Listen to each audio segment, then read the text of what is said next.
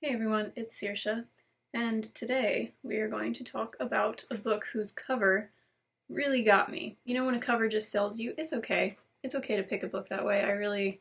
I've done that a lot in my life and it usually pays off. But I just loved this cover. I've found that for me, the covers that work best are ones where not like the entire book isn't an image, the image is just part of it, and then there's a plain background, and it's illustrated, not a photograph. So this one was just doing it all for me, in a light pink too. So anyway, it's called The Once and Future Sex, Going Medieval on Women's Roles in Society. This is by Eleanor Janega, and it's published in 2023, so it's very recent. And at first I was a little confused about what we were going to be talking about here. Is this about the actual medieval era, or is it talking about women's roles throughout time, or is it modern, looking at medieval? It's really about the medieval era. So I'll read you the back here. What makes for the ideal woman? How should she look, love, and be? In this high-spirited history, medievalist Eleanor Janega unfurls the Middle Ages ideas about women to reveal what's shifted over time, and what hasn't. Christian philosophers cast Eve's shadow over contemporary women, deriding them as oversexed, inherently lustful sinners. Meanwhile, the mythical and supposedly blonde, flat-chested Helen of Troy was the conception of beauty. And unless a woman became a nun, she was meant to be the perfect mother. Janega shows how different real medieval women were, serving as industrious farmers, brewers, textile workers, artists, and artisans who forged new ideas about women's nature, intellect, and ability. Okay, so this is definitely a history book. If you're not into that, it won't be for you. When I started it, I thought, this might be a little bit too academic even for me. It's kind of like a really long term paper. But then I really got into it in the middle, and then I sort of lost some interest toward the end. But overall, it's interesting, and there may be some stuff in here that you don't know about the medieval era, some interesting facts. Really, what I have to say the most about it is it just pissed me off. Not the book or the author or anything, but the fact that we still treat women like some version of the way that they were treated in the medieval era. And like what I found most fascinating was in the beginning she talks about ancient Greece, ancient Rome, and how those philosophers and teachers informed the people in the medieval era, which then informed us. And it is so disappointing, I guess a little surprising, that these ideas that we have about women go back to the beginning. It goes all the way to the top. And of course, it comes from 99% of the time religion. Surprise, surprise. So in here, one issue I had was that she points out a lot of the issues of not rejecting medieval sexism. Like today we should really be rejecting the way that they treated women then, but we're not. So she points that out, but there aren't a whole lot of suggestions as to how we can make change, how we can move forward, just that that we need to. So I'm still left like going, how do we do this? How do we change people's minds when it has been this way for all of human history? It's so, ooh. All right, let's get into it. I'm gonna try to stay relatively chill, but we'll see. So we'll start out in the intro.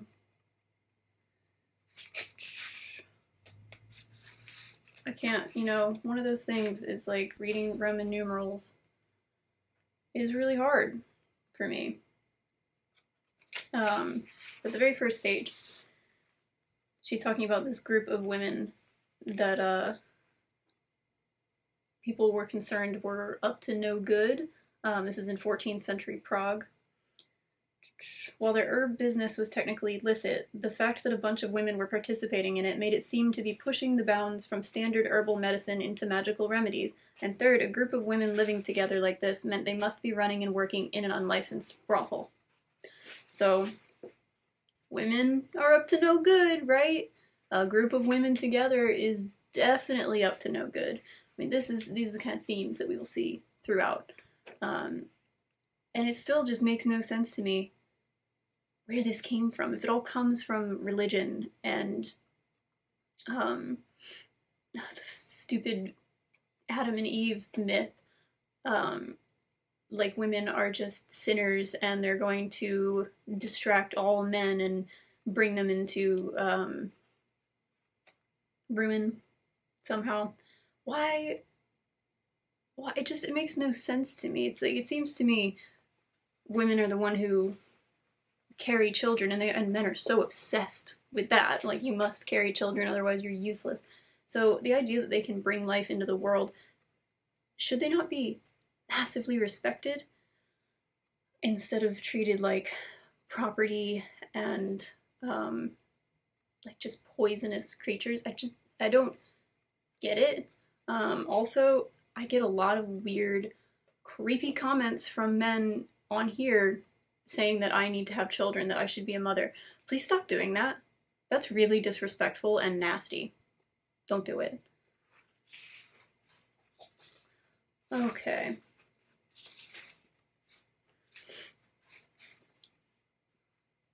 Where am I? Sorry. It's these Roman numerals. When we ignore history like this and assume that women have always been treated in one particular way that we are only now beginning to overcome, we accept that our society has always been this way and indeed should be this way. Our world as a collective is simply responding to the natural deficiencies of women and is organizing itself to adjust for them. We tend to agree that our society is beginning to address such shortcomings now. Yet we assume that women in the past were treated as we are treated, for the same reasons, just without the benefits of the modern world to help them make up for their own innate and natural deficiencies. The fatalism of such assumptions is rage-inducing. The idea that this is how things always were and that our societal expectations of women have developed as a result of some immutable truth about over half the world's population is just too convenient. More to the point, it is also wrong and has no historical basis. Whatever problems we may have with women now, we don't generally agree that they are so sex-crazed and heretical that when left to their own devices they will start a brothel with a nice little side racket and magical herbs. Clearly some things have changed. So I see this as the kind of like the main point of this book, that if we just say things have always been one way and don't look at any of the nuances, then they're going to continue to be that way. Or it's like kind of a self-fulfilling prophecy. And she's right about this fatalistic attitude. You know, oh, that's just the way it is. It's been that way since ancient Greece. It was that way in the medieval ages. Women are always going to be treated as less than. If we think that way and we're fatalistic about it, it's a lot harder to make change.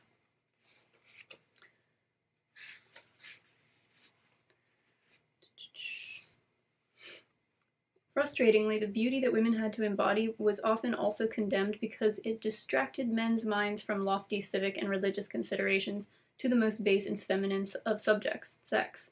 To better understand medieval attitudes towards sex, we have to understand the theological expectations that medieval people navigated. Yet most medieval Christians were happy to gamble with their souls here and there for a good time, and put it upon women to trespass against the Holy Church's prohibitions on sex.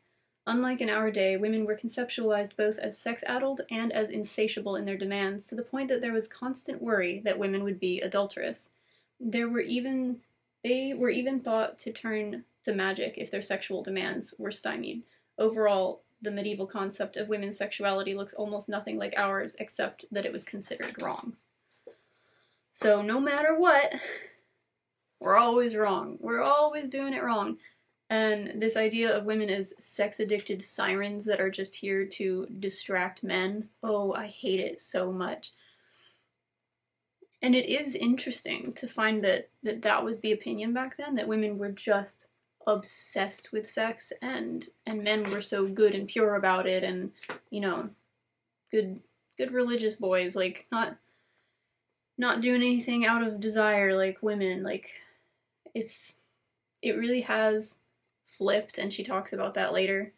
How we don't. now we think women don't like sex and they just put up with it. It's so weird how that changed, but it's like, it's still wrong. Everything about women and sex is wrong. Oh, it makes me crazy. Okay. Alright, so some ridiculous ideas about science here.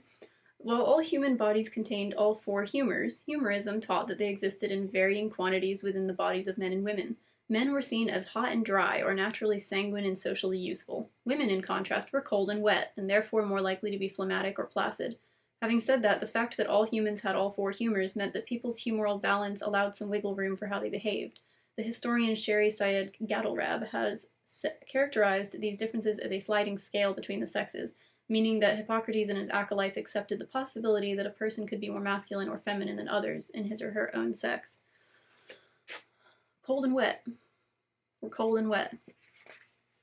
It's so interesting how, like, they just had to come up with an explanation for everything, even if it was absurd. And, like, did nobody say, hold on, that's absurd? Like, I know we don't have all the answers to science yet, and we won't have these answers for centuries, but this whole humors thing sounds a little out there. Okay.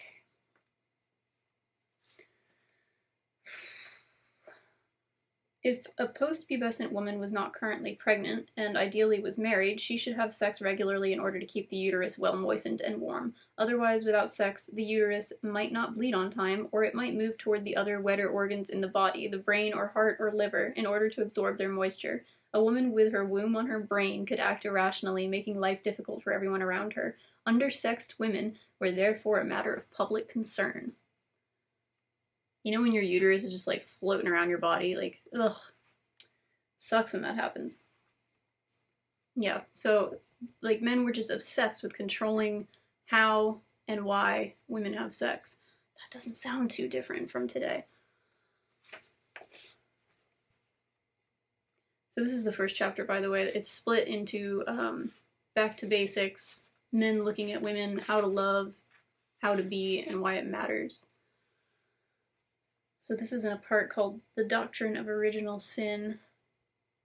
Throughout medieval Europe, an overall concept of women was being constantly refined and argued over, but all Christians could agree on one immutable truth. Women were responsible for the existence of sin, for the mortality of humans, and for their own pain during childbirth. This cheery social conceit was brought to us all courtesy of, once again, the creation myth, in which all those ills arose from Eve's decision to eat the fruit of knowledge. Sorry sin exists, because it's just ridiculous.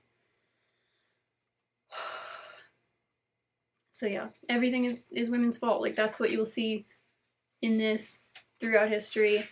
Women get blamed for absolutely everything.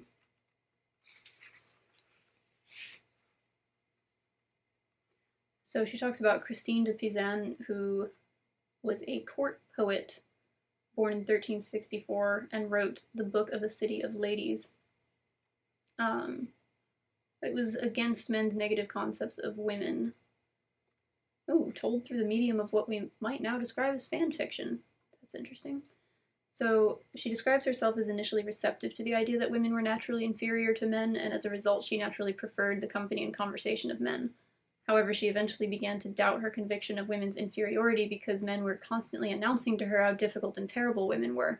She thought their views were odd because, as she noted, no matter which way I looked at it, and no matter how much I turned the matter over in my mind, I could find no evidence from my own experience to bear out such a negative view of female nature and habits.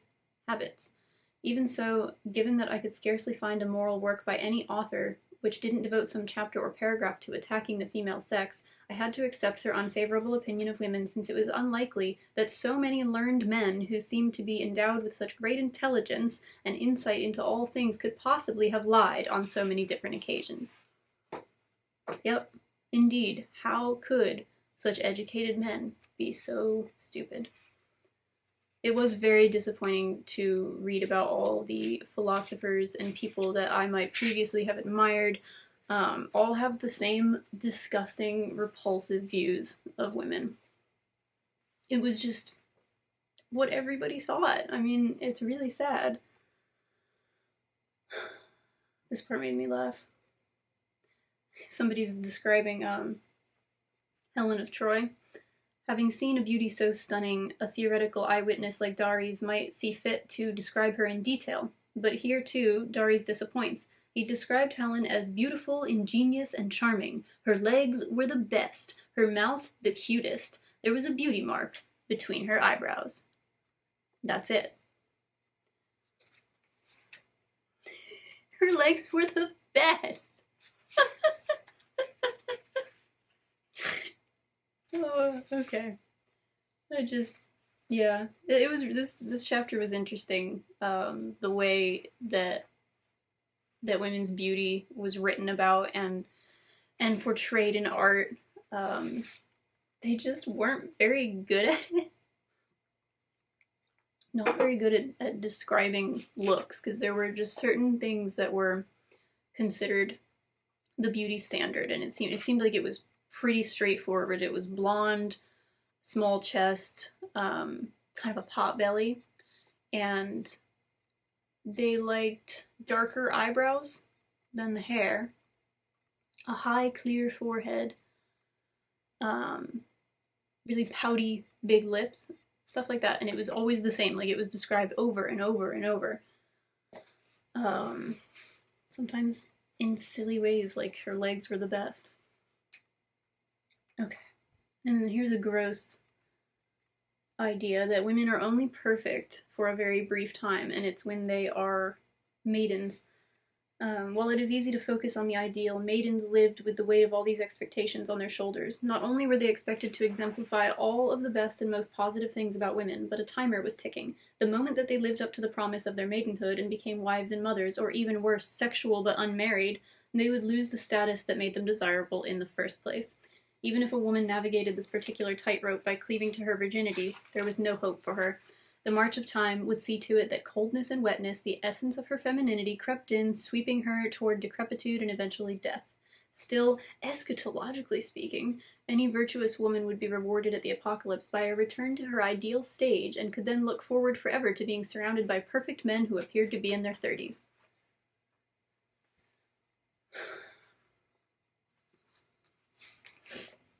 I love that, you know?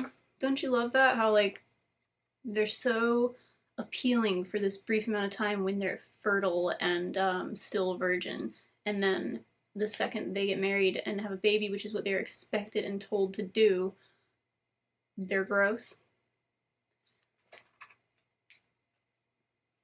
I have so much anger about everything in this book. This is actually really hard to make this video. Okay.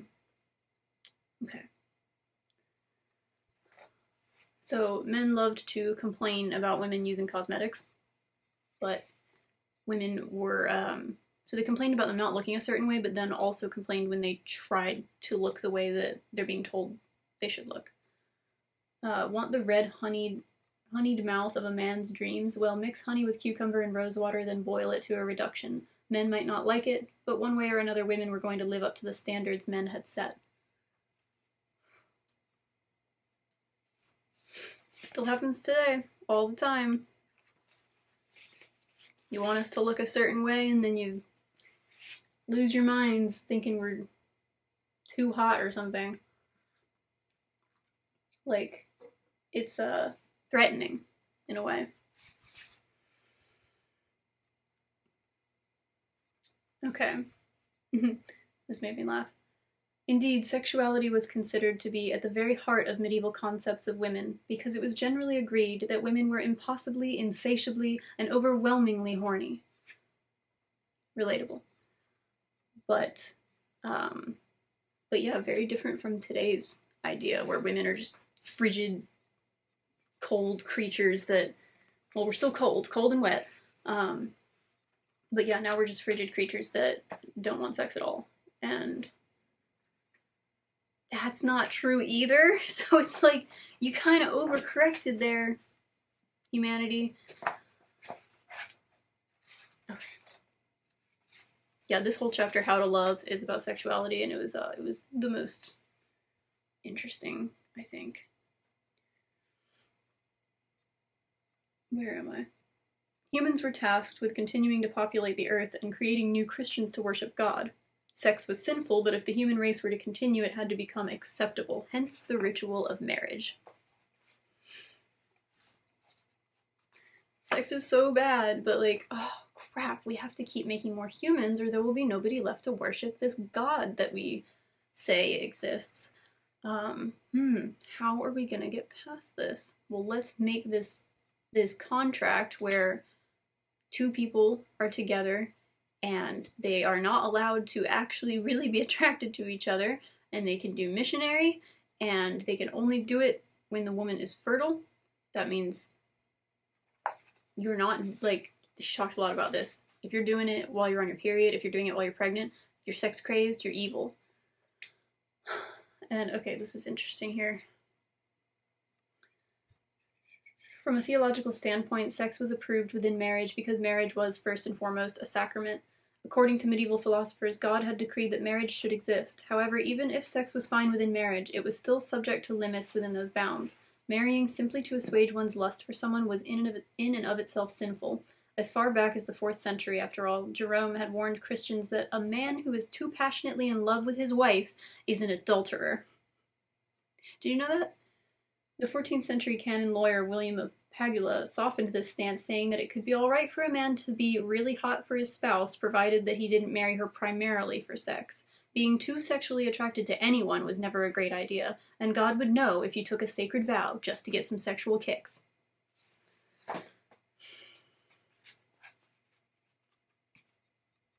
Can't be too passionately in love with your wife. You just can't. It's wrong. It's so silly. Okay.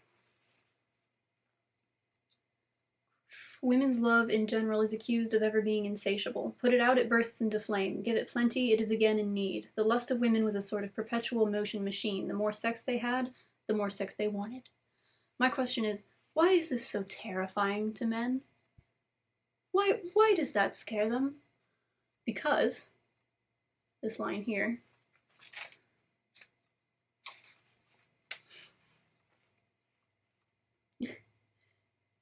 whereas a single cock is quite sufficient for 10 hens, 10 men are hard put to satisfy one woman. Okay, so there's the answer. Insecurity.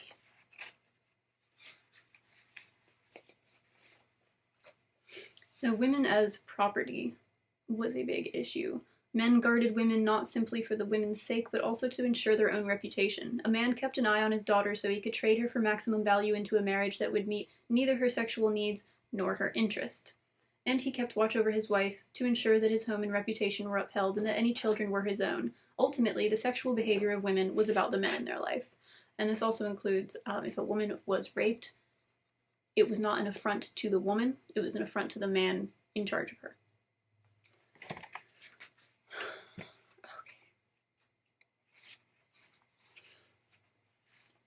Women are poisonous. This is a constant theme. Suffocation of the womb is of note because it meant that women who were sexually inactive lacked immunity to their own sperm. The venomous qualities of sexually active women turned inward if women lacked a sexual outlet.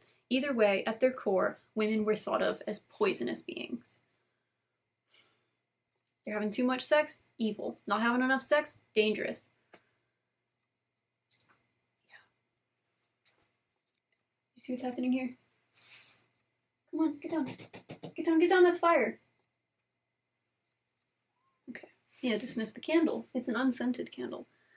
Okay, so women are basically the devil, right? All witchcraft comes from carnal lust, which is in women insatiable. Women had any number of faults, but the primary one was their lustfulness, as it meant they were ripe for seduction by the devil, and thus were conduits for demonic magic.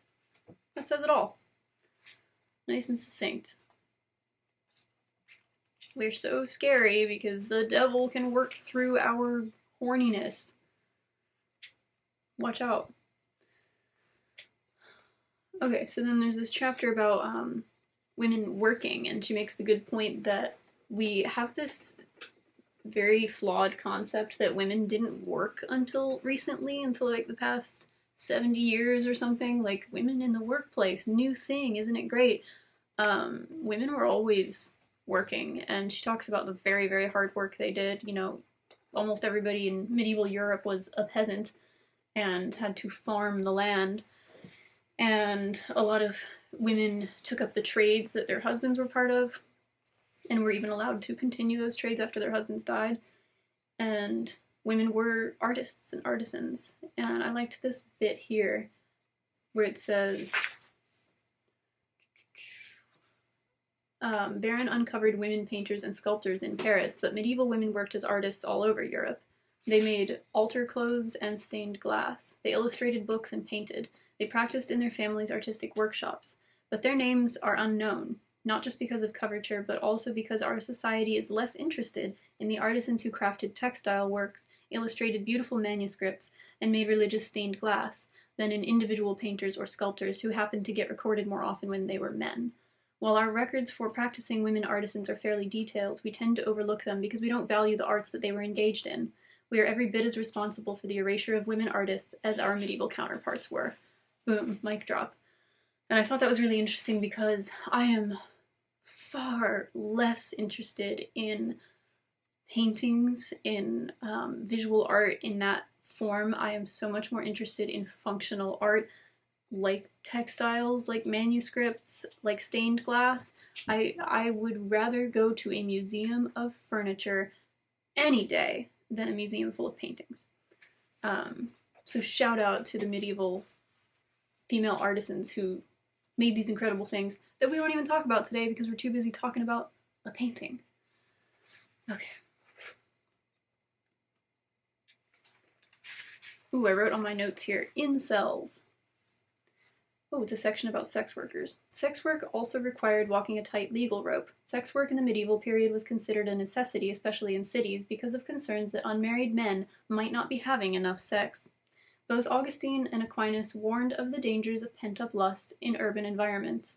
They cautioned that if unmarried men were unable to have sex, they would exercise violence, as there was no other way to expel the heat that their hot, dry constitutions built up. As a result, both saints advised that brothels were necessary to avoid riots. Incels. Yeah, medieval thoughts about incels. Men blame their violent outbursts on women not having sex with them. How dare you not have sex with us? Now I have to kill people because you didn't have sex with me. Yep, still very much an issue. Very much.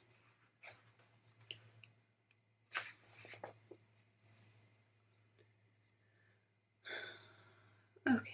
For a bishop of the church to make money from the proceeds of the sex trade was acceptable, but when the women from whom he took money died earning it for him, they were considered outside his care.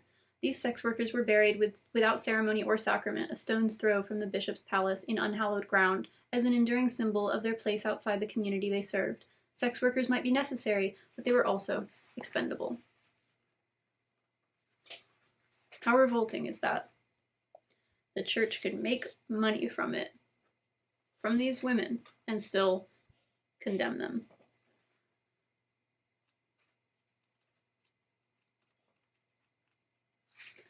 We are almost done. We're also fairly convinced of how sexuality and relationships break down according to gender. Men put up with relationships in order to have sex. Women put up with sex to have relationships. However, European society has a far longer tradition of women as sexually rapacious than our newly agreed upon idea of them as frigid. So this is the last chapter where she talks about this shift in sexuality where now we think that women, like she said, put up with sex in order to have relationships, while for men it's the opposite. And it's very strange how that changed. I'm not really sure she gives an explanation for that, but I would be interested to know how and why that came about, because for most of time, like she says, there's a far longer tradition of women as just obsessed with sex.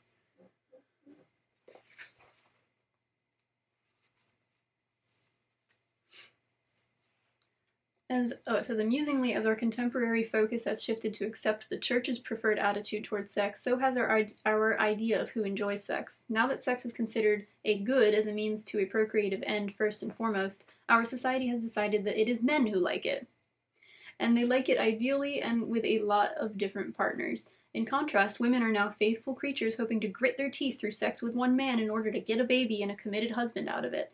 Yet no matter how many articles are written about how women are naturally selective about their mates, the fact remains that for most of recorded European history, women were considered to be wishing for hot sex with whoever would give it to them. Very interesting.